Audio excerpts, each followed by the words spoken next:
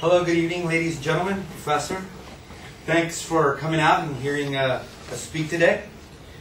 We'll be discussing the mitigating of wild horses in the burro population to ensure rangeland health.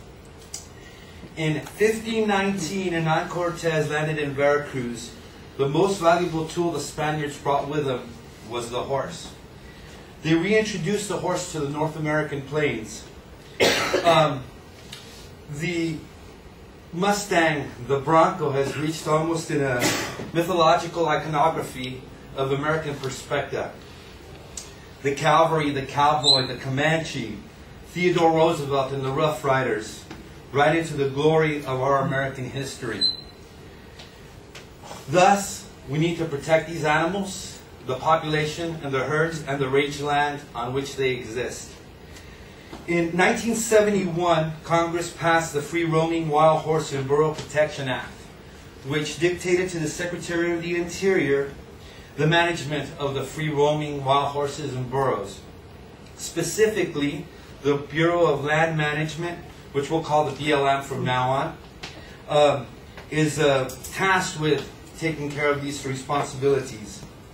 Now, they manage 31.6 million acres of land for approximately 37,000 wild horse and burros. So the way they approach this task is they break it down into different parcels, and we'll be looking at one of these environmental assessments of one of these parcels. The first one is the Adobe Township Salt Wells Creek herd in Wyoming. Now, this particular parcel of land is 1.75 million acres, on which approximately 1,950 wild horses and burros reside. The environmental assessment done by the BLM did the research on the population on this land and delivered the following findings. As vegetation cover and litter decrease, and bare ground increases, soil erosion increases in proportion to the herd size and vegetation disturbance. In layman's terms, the horses forage on the rangeland grasses, they pull up the weeds, they eat the grass, soil is eroded, and the rangeland is damaged.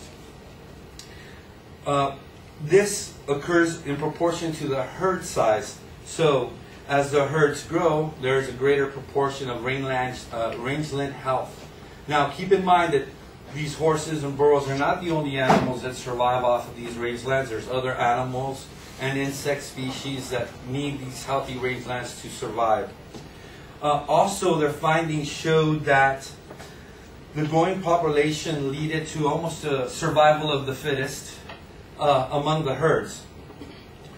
And they stipulated this: competition for available forage and water resources would continue increasing as growing numbers of wild horses compete for available forage and water.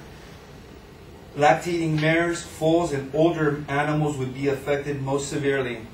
They stipulate that as a population grows, the survival of the fittest would almost lead inevitably to almost a would lead to a bust and boom population. In other words, the population of the horses and burros would grow to the point where the animals would almost starve or would starve, and then population decrease. How do we mitigate these effects? There's several options.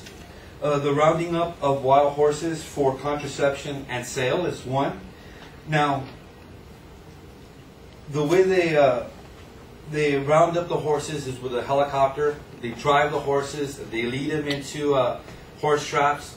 Once they're in these horse traps, they're treated by staff members and veterinarians, and then are taken to rangelands and let roam free on about 300,000 acres. But when they're there, they obviously want to sell the horses that have been overpopulated, and or Imano Nuno contraception is applied. Now, the University of the following 4 universities conducted a study: UC Davis, University of Iowa, University of Toledo, and Tufts University.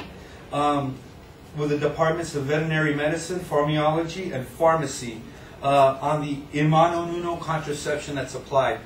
The mare's fertility rate is about 50%.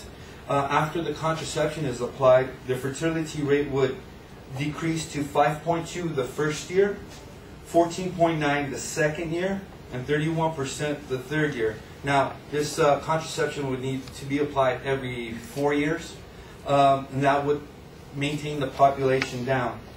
The other option is, actually there is no other option. Those are the two options. The other option is no action, which is not really an option. Okay, wild horses and burro manageable population. Presently, the BLM has the 31.6 million acres and 37,000 wild horses and burros, and they intend to reduce that population to 26,600. This averages out to about 1,200 acres per animal.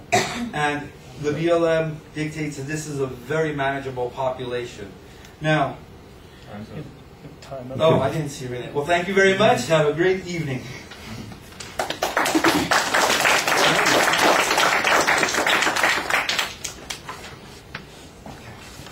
Excuse me. I gotta get better glasses.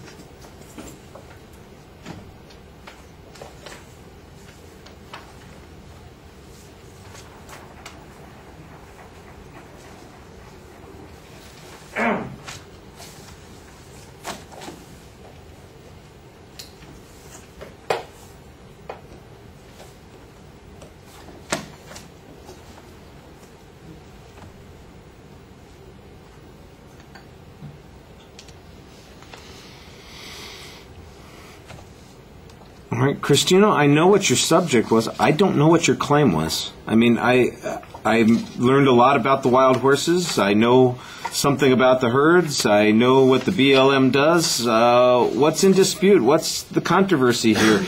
That is not clear from your speech. I'm not sure if there is somebody who objects to the mitigating techniques that are used by the BLM, if those techniques are controversial in some way, and therefore we have to look at them and decide whether or not they are effective enough. I mean, right at the end of the speech, it starts to sound like you're suggesting that there are these two options. We can do nothing or we can do this. And, you know, that's sort of when you run out of time. And I thought, well, he's finally getting to something that is in dispute, and unfortunately you're out of time. Now, you've got a lot of information in the speech. You've got data from the BLM, you've got a couple of studies that you cite, but I don't know what inference I'm supposed to be making from that data. I've got a nice informative description of the horse population, the history of the regulation of the population, some of the things that happen when horses appear to get overpopulated, and one of the strategies that's being used to reduce the horse population, this fertility program that's going into place.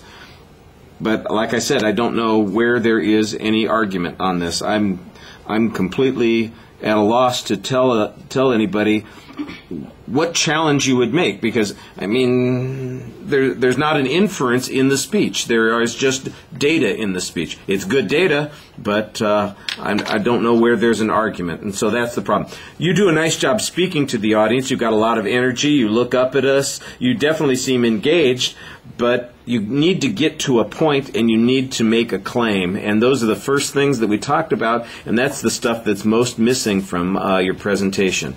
All right, thank you.